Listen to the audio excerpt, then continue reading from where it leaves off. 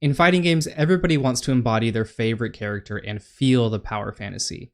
For some, it's being a samurai. For others, it's being a big ol' muscle mommy pummeling lesser beings. Point is, you want to combo and you want to do cool shit, but you won't be able to pull off that power fantasy if you're just taking juicers left and right. So today, I'm going to teach you all of the defensive options in 2xKO, how to perform them, and some quick tips on when to use them. A lot of these options will probably get tweaked over time, so just be careful if you're viewing this video well after closed beta. The most basic defensive option is also your most basic offensive option, and that is knowing how to move and position yourself. Engrave backdashing, forward dashing, and jumping into your muscle memory.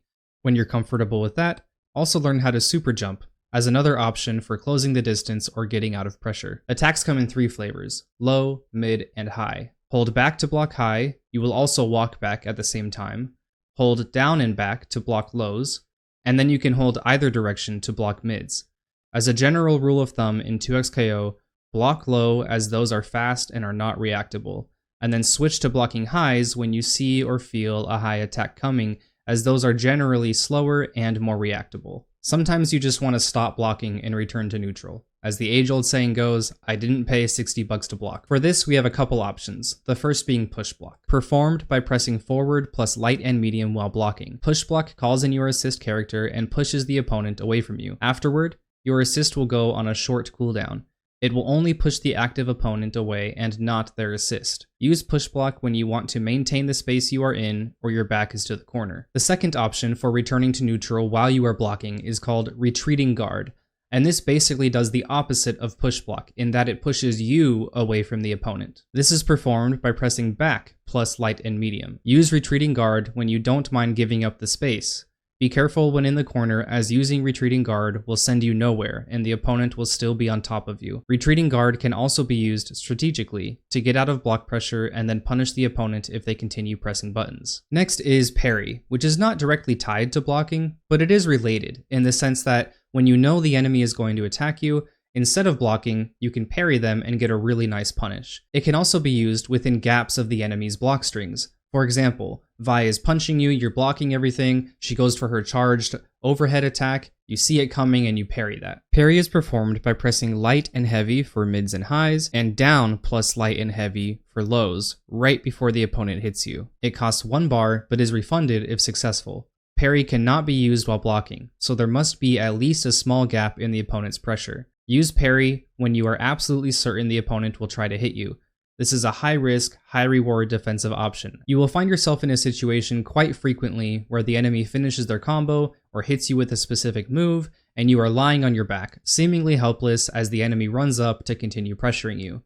This is called Knockdown, and you have a few options to respond defensively. First is the Get Up attack, performed by holding Special 1 or Special 2 as you are getting up from a knockdown. This is a universal Get Off Me move. It cannot be followed up with, but if successful, it comfortably resets to neutral. Be careful, don't use this too much because if the opponent reads you, then they can block or parry and punish you. The next response out of knockdown is roll, performed by pressing the direction you want to go, forward or back, plus light, medium, or heavy. Use it to get out of continued pressure or, specifically, to roll out of the corner. Just be careful, as rolls are invulnerable to getting hit, but they can be grabbed mid-animation. The last option is called Quick Rise, where you can tap light, medium, or heavy when you hit the ground, and you will rise up quicker than if you just do nothing. There are actually 2 types of knockdown. Soft knockdown, which is the most common and you can respond with all of the options I listed previously, and hard knockdown,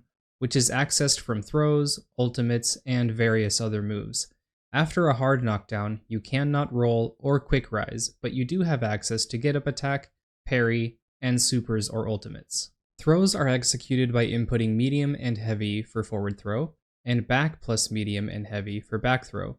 To avoid being thrown, press medium and heavy when the opponent attempts to throw you. We call this teching. When teching, it does not matter if you hold back or not. Both inputs will work to tech both throws. Next is break, which is tied to the meter up top below your health bars and is another universal get off me move. Performed by pressing your Special 1 or Special 2 plus the team button at the same time, break will call in your assist and break the opponent off of you. This can be used in neutral, though I would not advise wasting it like that, as well as when blocking or when in an enemy's combo.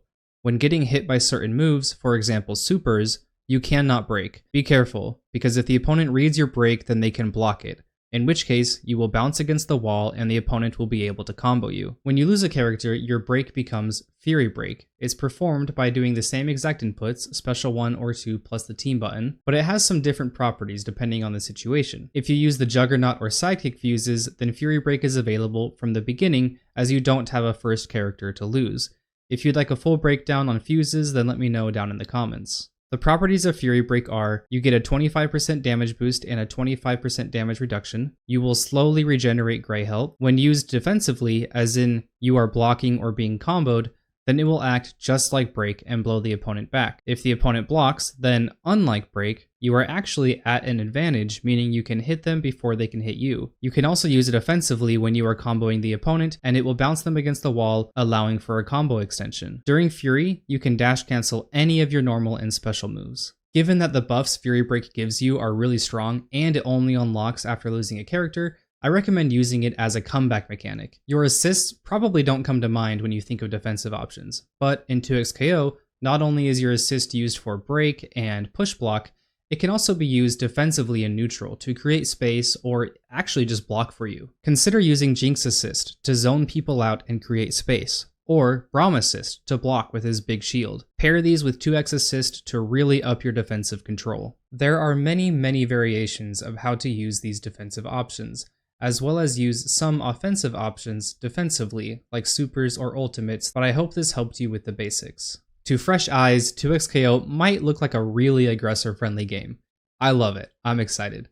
But the dev team has done a great job at counteracting that aggression with a full stack of defensive options. As the great Justin Wong has said for years, defense wins games. So please take note of all of these options, implement them into your defensive gameplay, and create more opportunities to attack and therefore win. If you are new to 2xKO or simply fighting games in general, welcome, we're happy to have you. Consider checking out this video on how to actually learn 2xKO and still have fun.